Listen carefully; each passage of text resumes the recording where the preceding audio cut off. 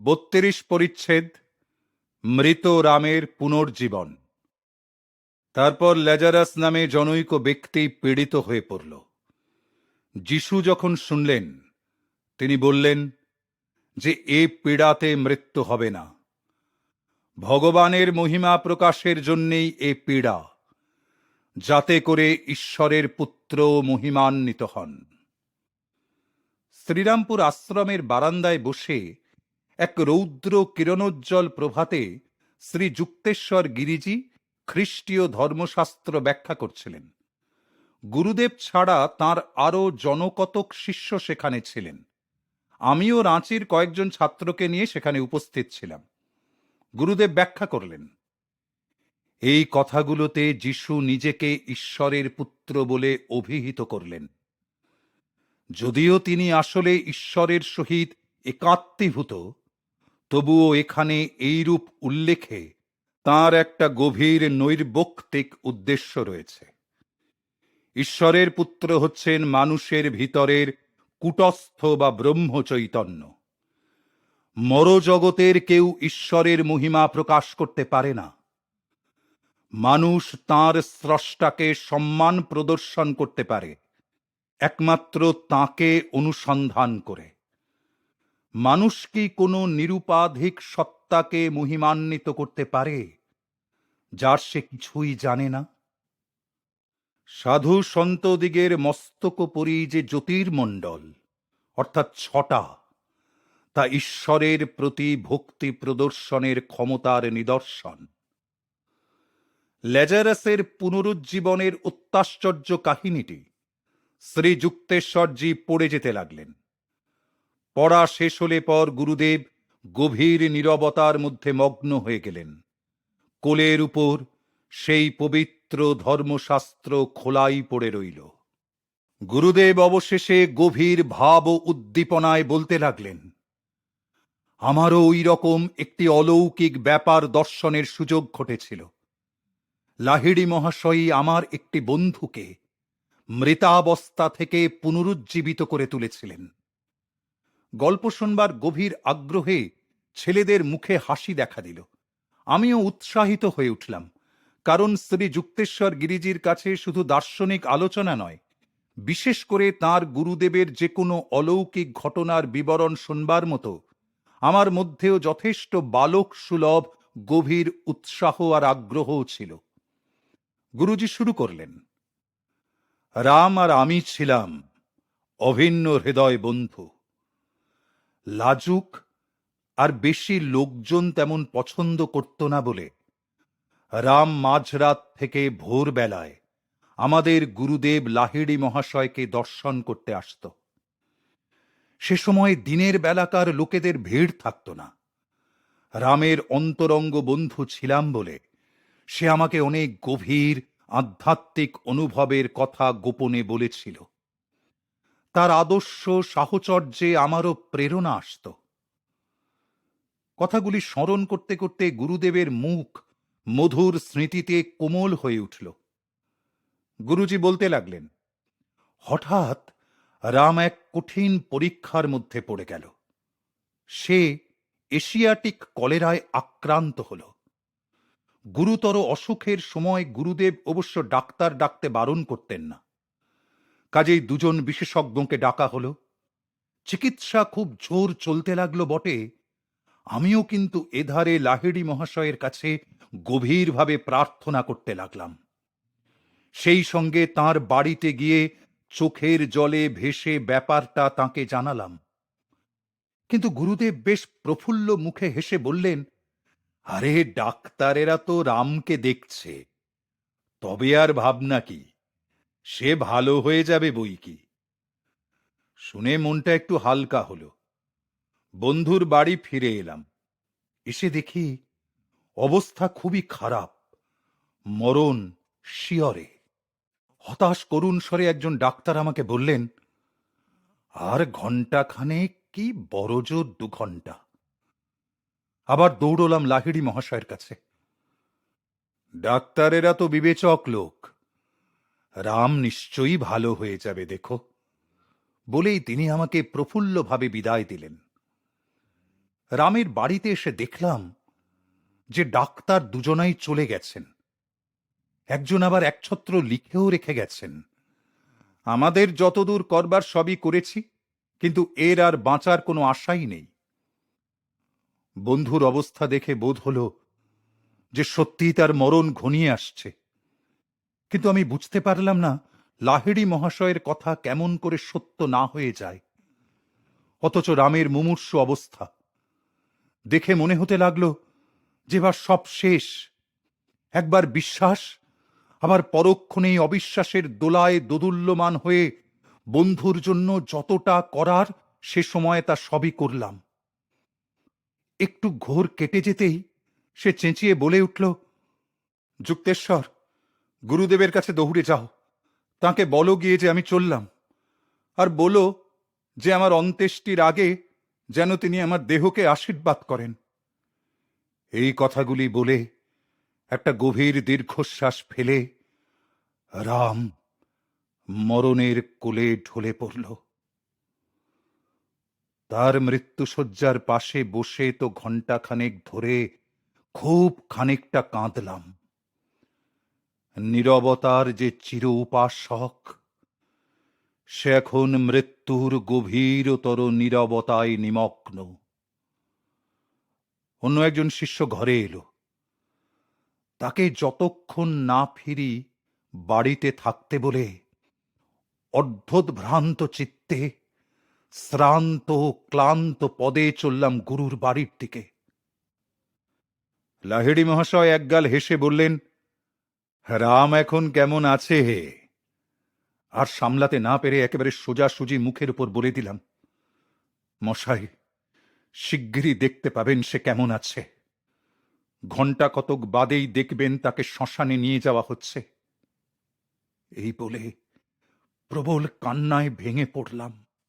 যুক্তেশ্বর, যুক্তেশ্বর, একটু ধৈর্য ধরো, একটু ঠান্ডা হও, শান্ত হয়ে বসে একটু ধ্যান করো তো দেখি, বলে গুরুদেব সমাধিতে মগ্ন হলেন।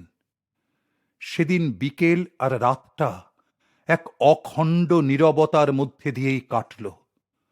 মনকে শান্ত করবার জন্যে বৃথাই চেষ্টা করতে লাগলাম।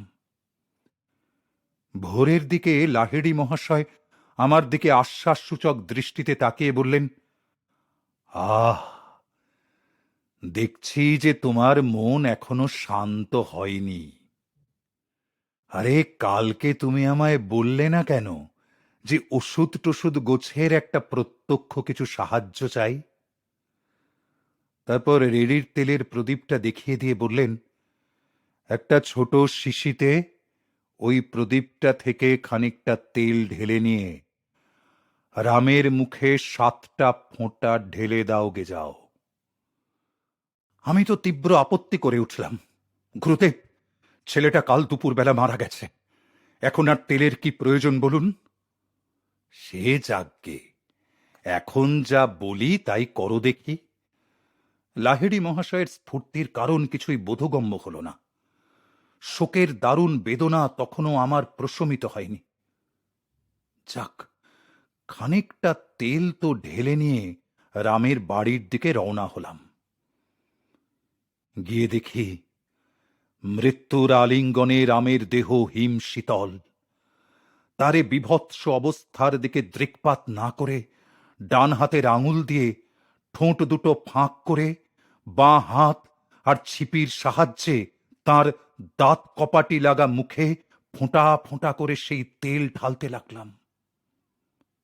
1, 2, 3, 4, 5, 6, 7, যেমনি সপ্তম ফোঁটাটি তার মরণ নীল হিম শীতল ওষ্ঠাধর স্পর্শ করল, অমনি রামের দেহ ভীষণভাবে থরথর করে কেঁপে উঠল। ধর্মর করে উঠে বসে রাম আশ্চর্য হয়ে চারিদিক তাকিয়ে দেখতে লাগল। পা থেকে মাথা পর্যন্ত তার দেহের মাংস পেশিগুলো সব সবেগে স্পন্দিত হচ্ছে। বেশ পরিষ্কার গলায় সে বলল, লাহিড়ী মহাশয়কে দেখলাম এক অতি উজ্জ্বল জ্যোতির্মণ্ডলের মাঝখানে, যেন সূর্যের মতো জ্বলছেন। তিনি আমায় আদেশ করলেন, ওঠো, ওঠো, ঘুম থেকে উঠে পড়ো আর যুক্তেশ্বরকে সঙ্গে নিয়ে আমার কাছে চলে এসো।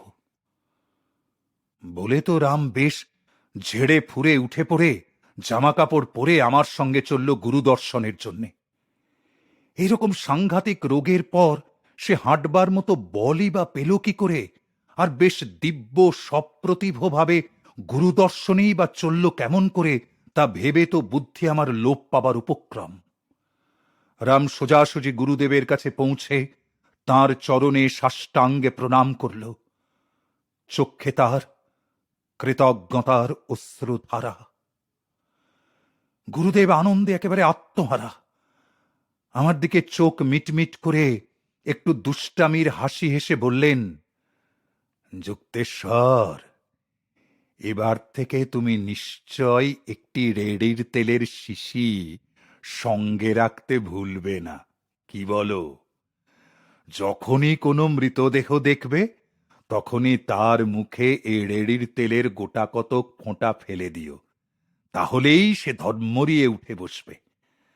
আরে এই রেড়ির তেলের 7টি ফোঁটা তোমার জমকেও নিশ্চয় হার মানাবে, তা দেখে নিও। গুরুজি আমায় আর ঠাট্টা করবেন না। ব্যাপারটা যে কি হলো তা এখনো পর্যন্ত বুঝে উঠতে পারলাম না। কোথায় আমার ভুল হয়েছে বলুন দেখি। লাহিড়ী মহাশয় বোঝাতে লাগলেন, দেখো, দুবার আমি তোমায় বললাম যে রাম ভালো হয়ে উঠবে, তবু আমার কথায় তোমার সম্পূর্ণ বিশ্বাস হলো না। অবশ্যই কথা আমি বলিনি যে ডাক্তারেরাই ওকে ভালো করে তুলবেন। আমি শুধু এই কথাটি বলতে চেয়েছিলাম যে তারা কাছে রয়েছে, তবে আর ভাবনা কি। ডাক্তারদের কাজে আমি হস্তক্ষেপ করতে চাইনি, তাদেরও তো রোজগারপাতি করে বাঁচতে হবে। তারপর আনন্দোচ্ছ্বাসিত কণ্ঠে তিনি বলে উঠলেন, সর্বদা মনে রেখো, সেই সর্বশক্তিমান পরমাত্মাই যে কোনো লোককে নিরাময় করে তুলতে পারেন, ডাক্তার থাকুক আর নাই থাকুক। অত্যন্ত অনুতপ্ত চিত্তেই স্বীকার করলাম, এখন আমার ভুল বুঝতে পারছি। এখন আমি জানলাম যে আপনার সামান্য 2টি কথায় জগৎ সংসার উল্টে যেতে পারে। শ্রী যুক্তেশ্বর গিরিজি এই অপূর্ব রোমাঞ্চকর কাহিনী শেষ করতেই স্তম্ভিত শ্রোতৃবর্গের মধ্য থেকে একটি ছোট ছেলে প্রশ্ন করে বসল, যার 2টো অর্থ হয়। ঠাকুর, আপনার গুরু রেড়ির তেল খেতে দিলেন কেন? বাবা, তেল দেওয়ার কোনো মানেই হয় না, কেবল এইটুকু মাত্র ছাড়া যে আমি প্রত্যক্ষ একটা কিছু চাই। তাই লাহিড়ী মহাশয় হাতের কাছে তেল পেয়ে তাই দিলেন, আমার বিশ্বাস আরো জাগিয়ে তুলতে। গুরুদেব রামকে মরে যেতে দিলেন কেন জানো? আমি খানিকটা সন্দেহ করেছিলাম বলে।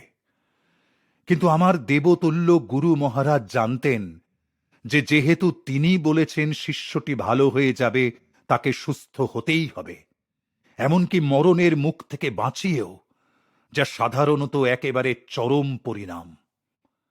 তারপর শ্রী যুক্তেশ্বরজি ছেলেদের দলটিকে বিদায় দিয়ে আমাকে তার পায়ের কাছে একটি কম্বল আসনে বসতে ইঙ্গিত করলেন।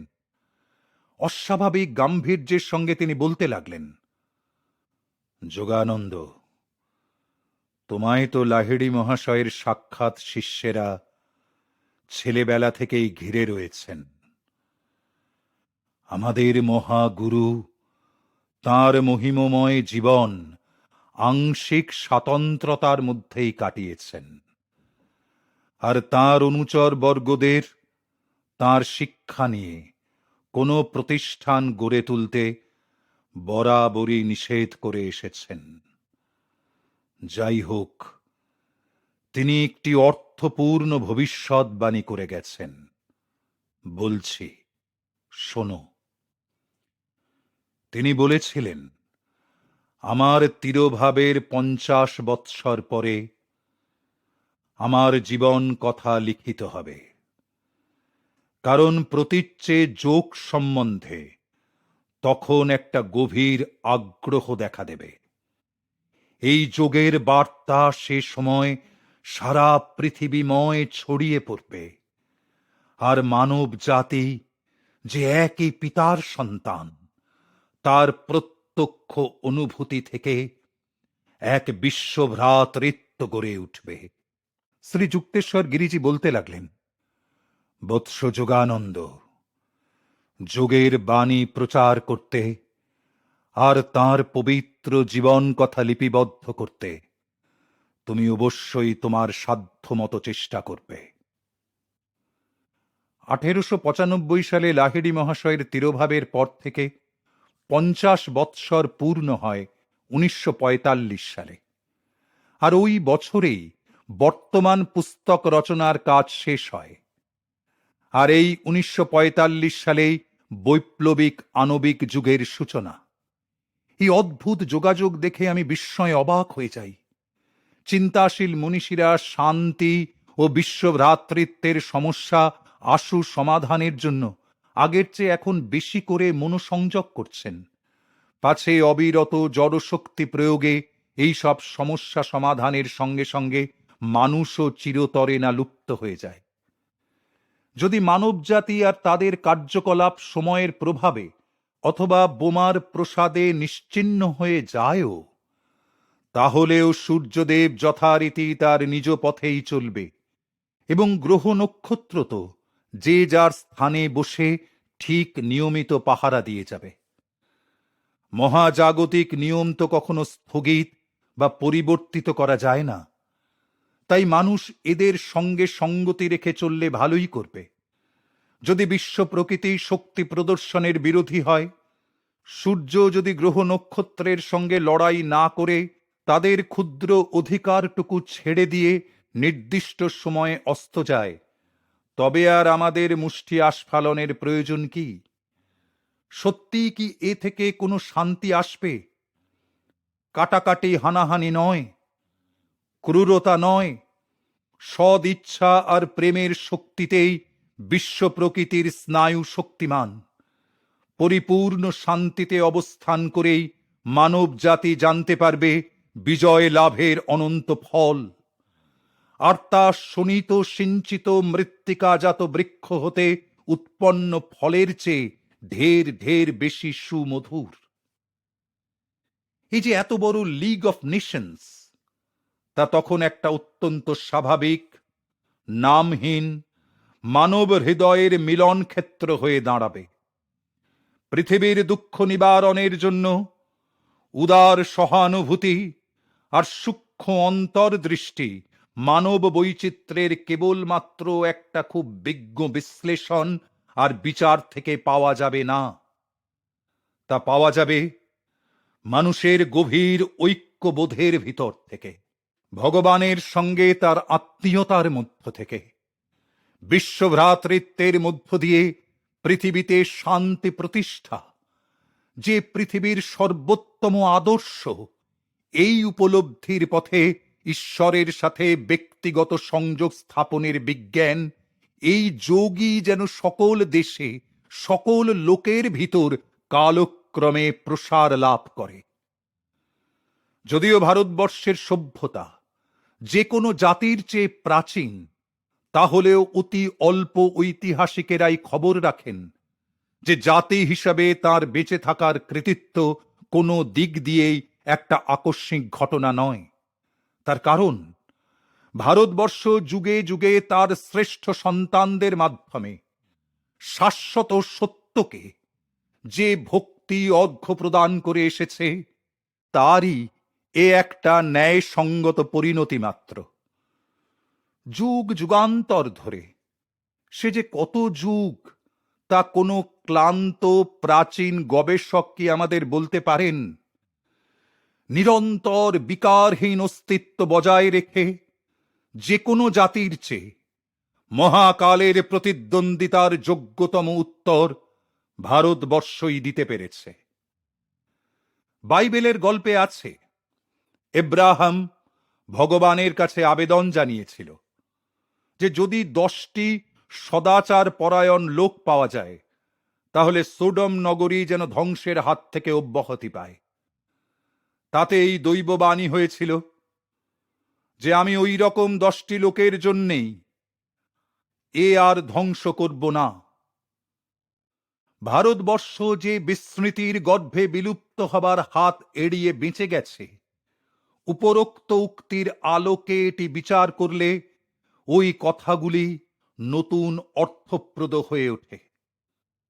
আজ মিশর, ব্যাবিলন, গ্রিস, রোম বা অন্যান্য মহাপরাক্রমশালী যুদ্ধপটু জাতিসমূহের সাম্রাজ্য, যারা একসময় ভারতবর্ষেরই সমসাময়িক ছিল, তারা একেবারেই বিলুপ্ত হয়ে গেছে।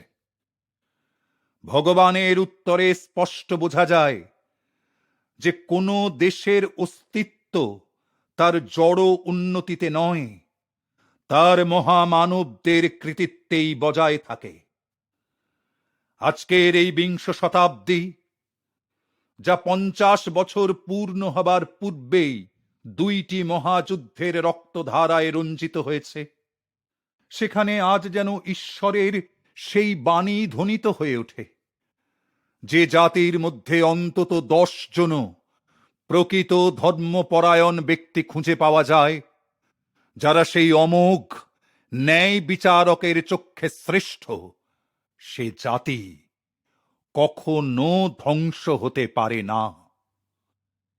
এই উপদেশ অনুসরণ করে ভারতবর্ষ প্রমাণ করেছে যে মহাকালের সহস্র চাতুরীর মাঝখানেও সে কখনো তার বুদ্ধি হারায়নি। প্রতি শতাব্দীতেই সিদ্ধ গুরুগণ তার মৃত্তিকা পবিত্র করে এসেছেন। আধুনিক খ্রিস্টতুল্য ঋষিগণ, যেমন লাহিড়ী মহাশয় বা শ্রীযুক্তেশ্বর গিরিজি, আজ কথা ঘোষণা করতে উদ্যত হয়েছেন যে মানুষের সাংসারিক সুখ স্বাচ্ছন্দ্য আর জাতির আয়ুষ্কালের জন্য ঈশ্বর উপলব্ধির বিজ্ঞান, যোগবিদ্যা জানা একান্তই প্রয়োজন। লাহিড়ী মহাশয়ের জীবন আর তাঁর সর্বজনীন মতবাদ সম্বন্ধে অতি অল্প তথ্যই ছাপার অক্ষরে পাওয়া যায়। ভারত, আমেরিকা আর ইউরোপে প্রায় 30 বৎসর ধরে আমি দেখে এসেছি যে তাঁর মুক্তিদায়ী যোগের বাণী সম্বন্ধে লোকেদের কি গভীর আর আন্তরিক আগ্রহ। এখনো প্রতিচিতে, যেখানে আধুনিক যোগী শ্রেষ্ঠদের সম্বন্ধে লোকে অল্পই জানে, সেখানে তিনি যেমন ভবিষ্যৎবাণী করেছিলেন, ঠিক সেই রকম মহাযোগীর একটি লিখিত জীবনচরিতের একান্তই প্রয়োজন। 1828 সালে 30 সেপ্টেম্বর লাহিড়ী মহাশয় এক ধর্মনিষ্ঠ প্রাচীন ব্রাহ্মণ পরিবারে জন্মগ্রহণ করেন। পশ্চিমবঙ্গের নদিয়া জেলার কৃষ্ণনগরের কাছে ঘূর্ণি নামক গ্রামে তাঁর জন্ম হয়। পিতা পূজ্যপাদ গৌরমোহন লাহিড়ী। লাহিড়ী মহাশয় হচ্ছেন তাঁর দ্বিতীয়া স্ত্রী মুক্তকেশীর গর্ভজাত একমাত্র পুত্র সন্তান। গৌরমোহন লাহিড়ী মহাশয়ের প্রথমা পত্নী 3টি সন্তানকে জন্মদান করার পর তীর্থ ভ্রমণকালে পরলোক গমন করেন। তাঁর অতি শৈশবেই মাতৃবিয়োগ ঘটে। তাঁর মাতা ঠাকুরানী মহাযোগীশ্বর শিবের ভক্ত উপাসক ছিলেন। এই সামান্য তথ্যটুকু ছাড়া তাঁর সম্বন্ধে আর বেশি কিছু জানা যায় না। বালকের পিতৃদত্ত নাম হল শ্যামাচরণ। ঘূর্ণিতে তাঁদের পৈতৃক বাসস্থানেই তাঁর শৈশব অতিবাহিত হয়। তাঁর বয়স যখন 3 কি 4 বছর, তখন প্রায়ই দেখা যেত যে তিনি বালির তলায় বিশেষ কোনো যোগাসনে বসে আছেন। শরীরটি বালির মধ্যে সম্পূর্ণ বিলুপ্ত, কেবল মাথাটি বার করা আছে। 1833 সালে শীতকালে লাহিড়ীদের সম্পত্তি সব বিনষ্ট হয়ে যায়, যখন নিকটস্থ জলঙ্গি নদী তার গতি পরিবর্তন করে ও গঙ্গা গর্ভে অদৃশ্য হয়। বাড়ির ভিটার সঙ্গে লাহিড়ীদের প্রতিষ্ঠিত একটি শিব মন্দিরও গঙ্গা গর্ভে বিলীন হয়। জনৈক ভক্ত শিবলিঙ্গটি ঘূর্ণায়মান জলস্রোত থেকে উদ্ধার করে একটি নতুন মন্দিরে তাকে প্রতিষ্ঠা করেন। এখন তা ঘূর্ণি শিব মন্দির নামে সুপরিচিত। গৌরমোহন লাহিড়ী মহাশয় পরিবারবর্গ সহ নদিয়া পরিত্যাগ করে বারাণসীর অধিবাসী হন। সেখানেও তিনি একটি শিব মন্দির প্রতিষ্ঠা করেন। তিনি বৈদিক নিষ্ঠার সঙ্গে সংসার ধর্ম পালন করতেন নিয়মিত পূজা অর্চনা, দান ধ্যান, শাস্ত্রাধ্যয়ন করতেন। ন্যায়পরায়ণ ও সংস্কার মুক্ত বলে তিনি আধুনিক মতের উপযোগিতাকেও অস্বীকার করতেন না। বালক শ্যামাচরণ কাশীর পাঠাগারে হিন্দি ও উর্দুতে পাঠ গ্রহণ করেন। জয়নারায়ণ ঘোষাল পরিচালিত বিদ্যালয়ে তিনি সংস্কৃত, বাংলা, ফরাসি ও ইংরেজি ভাষায় শিক্ষা গ্রহণ করেন। বেদাধ্যয়নে গভীর মনোনিবেশ করে বালক যোগী, শাস্ত্রজ্ঞ ব্রাহ্মণদের শাস্ত্রবিচার আগ্রহ সহকারে শুনতেন। তাঁদের মধ্যে তখন নাগভট্ট নামে একজন মারাঠি পণ্ডিত ছিলেন। শ্যামাচরণ ছিলেন শান্ত, দয়াশীল আর সাহসী যুবক। তাঁর সঙ্গীরা সকলেই তাঁকে ভালোবাসত। স্বাস্থ্যোজ্জ্বল, সুসমঞ্জস, বলিষ্ঠ ছিল তাঁর দেহ। সন্তরণে তিনি পটু ছিলেন। তাছাড়া শারীরিক ব্যায়ামে তিনি অপূর্ব পারদর্শিতা প্রদর্শন করতে পারতেন। 1846 সালে শ্রী দেবনারায়ণ সান্যালের কন্যা শ্রীমতী কাশীমণি দেবীর সঙ্গে শ্যামাচরণ লাহিড়ীর বিবাহ হয়। কাশীমণি দেবী ছিলেন আদর্শ ভারতীয় পত্নী। অতিথি আর দরিদ্র নারায়ণের সেবা এবং সমস্ত সাংসারিক কর্তব্য হাসি মুখে সম্পন্ন করতেন। বিবাহের ফলে তাঁদের 3 কড়ি আর 2 কড়ি নামে 2টি সাধু প্রকৃতির পুত্র আর 2টি কন্যা লাভ হয়। 1851 সালে 23 বছর বয়সে লাহিড়ী মহাশয় ইংরেজ গভর্নমেন্টের অধীন সামরিক পূর্ত বিভাগে হিসাব রক্ষকের পদ গ্রহণ করেন। কার্যকালে তাঁর বহু পদোন্নতি হয়।